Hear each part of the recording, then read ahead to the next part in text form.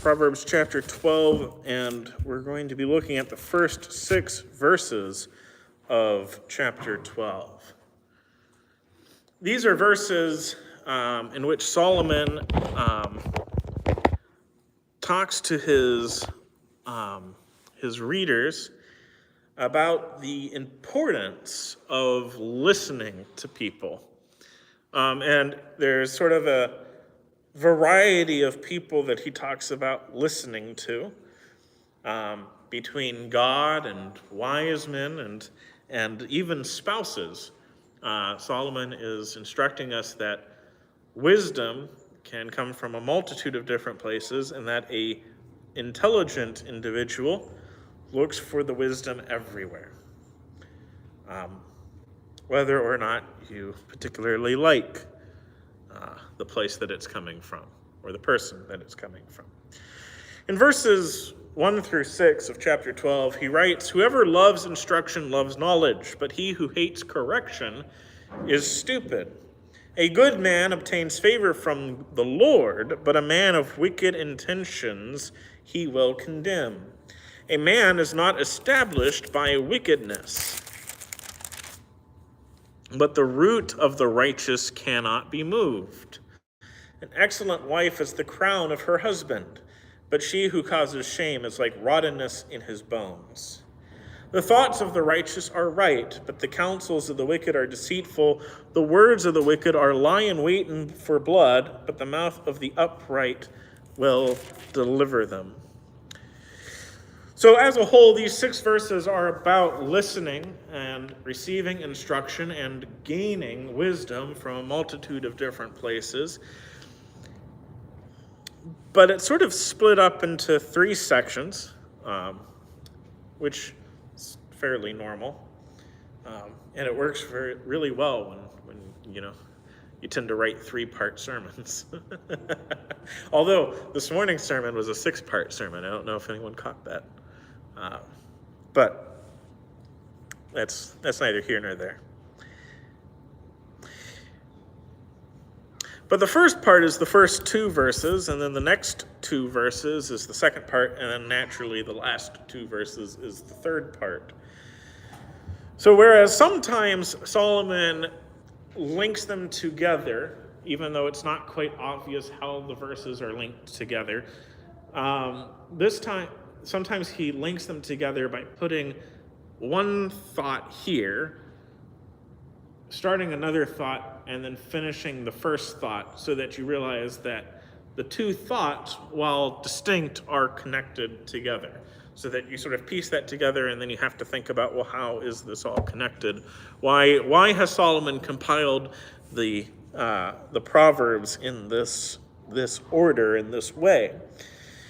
Because the thing that's really struck me as I've gone through the Proverbs is you pretty much can just take any 6 Proverbs and write a sermon about how they're connected together. And so if they're right next to each other, they're generally about kind of the same thing. And it doesn't really matter where you sort of slide that viewer of 6, they're about something altogether. And Solomon very cleverly sort of put it together so that they all mean something, not just individually, which is how a lot of people study the Proverbs. And that's a great way to study the Proverbs. They not only mean something individually, but sort of the group that they're in also means something outside of just the proverb itself. And so Solomon manages to sort of squeeze extra wisdom out of how he compiles the Proverbs together. So it's no longer just a collection of sayings, but it's also a specifically organized collection of sayings, so that the collection means something larger as a whole. But in these 6 verses, he's talking about wisdom and instruction and the love of correction. And he poses it as this: he who loves instruction loves knowledge. And we learn from the second half of the verse that he's not just talking about learning new things, but also being corrected on something. And there's sort of two parts to this. There's both from the viewpoint of the person receiving the new knowledge and from the viewpoint of the person giving the new knowledge. First of all, he presents it positively when it's instruction, and he presents it negatively when it's correction. And so he's instructing us that if you have something to say to people and you want it to be taken positively, don't just berate the person that you're correcting. Don't just tell them how they're stupid, or don't just tell them that they're wrong.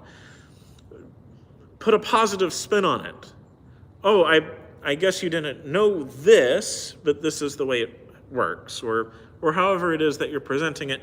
Don't just present it like they're foolish for not knowing it. Present it as an opportunity for them to grow, and it may be received more positively, more readily. So that's sort of one side of the proverb. But the other side of the proverb is, if you're receiving instruction or correction, you need to receive it in as good faith as you possibly can.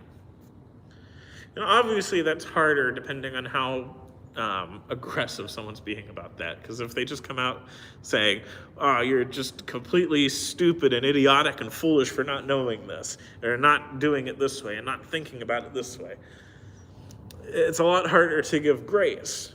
But it is still better to receive it with grace and to instruct yourself, to gain knowledge. But he who hates correction is stupid. If you think of yourself as so perfect that you can't possibly be wrong about whatever it is, well, when it blows up in your face, you're going to feel a lot more foolish than if you had just accepted the instruction and corrected your steps in the beginning. Furthermore, a good man obtains favor from the Lord, but a man of wicked intentions he will condemn.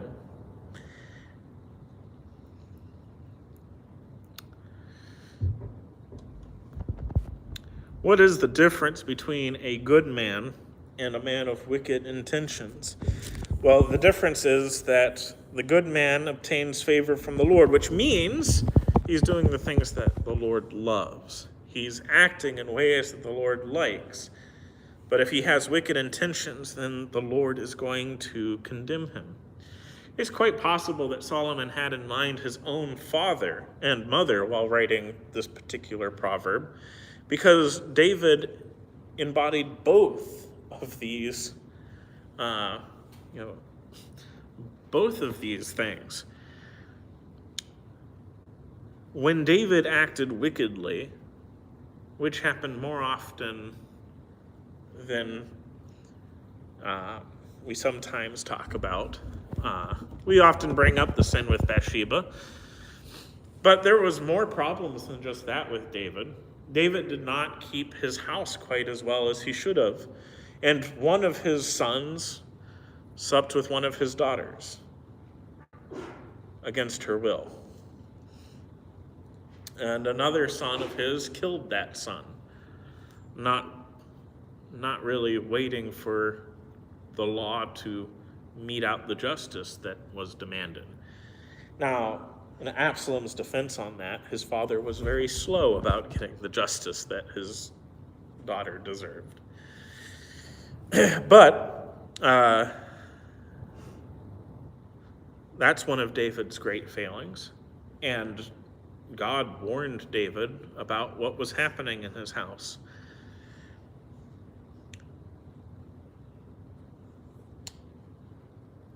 One of David's other failings is that he took a census when he was specifically told not to. And because of David's census, many Israelites fell dead to a plague. There were a few other problems here and there. Those are perhaps the big three problems of David's reign. And yet, David obtained favor from the Lord despite the condemnations at those points, because while David had wicked intentions during those times, David was a good man who obtained favor from the Lord in that when he repented wholeheartedly, turning back to God, being a man after God's own heart. And so Solomon is not saying that a man of wicked intentions who receives condemnation cannot become a good man who obtains favor from the Lord, but he is saying that if you want your life to go well, you need to be more good man than man of wicked intentions. Because a man is not established by wickedness, but instead he should be rooted in righteousness if he wants to not move. It's very reminiscent of Psalm 1, right? The tree planted by the rivers of water that cannot be moved, that the righteous man is like. And while talking about this being rooted in righteousness, this being an unmovable paragon of righteousness, he then talks about an excellent wife being the crown of her husband, but she who causes shame is like rottenness in his bones. I think as I've been married, and I know I haven't been married super long, but as I've been married, this verse makes more sense to me. One of a spouse's jobs is to point out the places where their spouse can grow. And that's not always comfortable, that's not always fun. But when it is done in good faith and between two righteous people, then you raise each other up and you bring one another to a higher state of righteousness than you were at previously.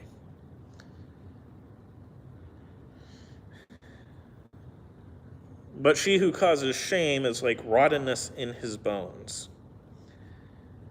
And there's lots of ways to take that, but when you're viewing it from the point of teaching one another, a spouse who, instead of building each other up, if you have a spousal relationship where you're just tearing each other apart and down for no particular reason, all that does is, instead of building one another up, all it does is drag each other down, like the crabs in a bucket. I don't know if anyone knows about that, but crab fishermen will just keep their crabs in a bucket. You don't have to put a lid on the crab bucket, because if one crab is getting out, the other crabs pull them down. So there's no need to put a lid on the crab bucket, because all the crabs do is pull each other down and keep each other in the bucket. And so the crabs are the lid. But the thoughts of the righteous are right, but the counsels of the wicked are deceitful. The words of the wicked are lie in wait for blood, but the mouth of the upright will deliver them. So if you love knowledge, then you gain wisdom. If you root yourself in righteousness, you cannot be moved. And if you think righteously, you will live righteously. That's what these two verses mean. The thoughts of the righteous and the words of the righteous keep them out of trouble. It keeps them from harm. Solomon is not saying, as some would try to make him say, that nothing bad ever happens to righteous people.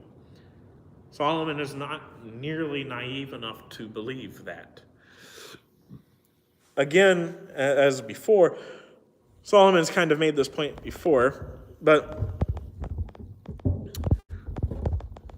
just because you're righteous doesn't mean that you'll stay out of trouble, especially trouble not caused by you, but it sure makes it a lot more likely that you're not going to be in a place where you could get in trouble.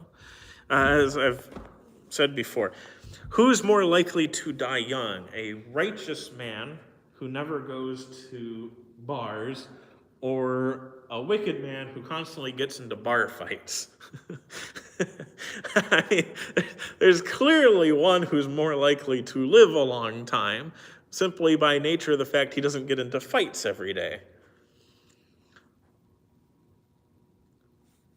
But there's plenty of wicked men who live longer lives, and plenty of righteous men who, by tragedy or circumstance or happenstance, die younger than they should. That is not a discussion on their righteousness. Solomon is just pointing out that if you're not the type of person to put yourself in dangerous situations, and you're not the type of person who just runs your mouth all the time, you're more likely not to find yourself quite in as many troublesome situations as somebody who does those things.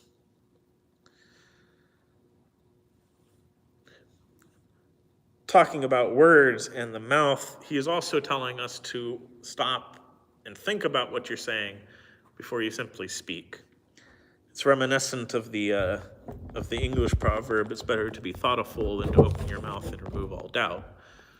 Because if all you do all the time is just spout off whatever is running off the top of your head, well, once again, you're going to find yourself in a lot more troublesome situations than someone who stops and thinks and says things after contemplating what it is that they're putting out into the world. This wasn't really a lesson on what to do to be saved. I guess the Proverbs never really are. They're always just bits of wisdom about how to live properly in this world. But if there's anyone here who needs to partake of an invitation to put on Christ, if you need prayers, if there's any way that we can serve you and help you, we do urge you to come forward as we stand and sing our invitation song.